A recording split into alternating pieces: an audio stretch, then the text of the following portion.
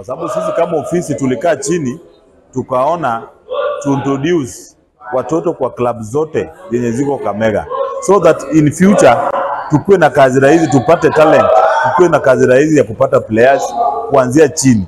Na pia vile mwalimu amesema, pia tuliona kulingana na masomo ya CBC, nafikiri wanaangazia mambo ya sport pia ndani sana, so that tukaona tu engage watoto Kakamega County, sio Kakamega kata club peke yake, club zote yenye ziko Kakamega County, kila club ikuwe na watoto na watu wakubwa, so that in future tukue na players.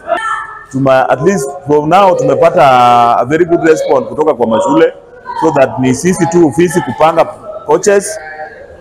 Early next year watoto wakifungua waanze kutembea kwa mashule wakiintroduce game ya karate kuanzia watoto. Tournament kama Kakamega County Karate Association, Kakamega County Karate Association hatujakuwa na tournament ya watoto. Tumekuwa tukifanya tournament ya watu wakubwa kwa sababu hatujakuwa na watoto.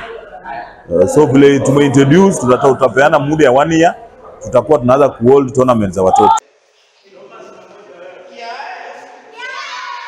Mimi nimeleta watoto ambao niko nao ni 5 na nimeweza kushawishi wazazi wengine 2 waweze kuleta watoto wao. Kwa hivyo under my responsibility hapa niko na watoto 7 na pia mimi mwenyewe nimejoin ndio niweze ku keep fit.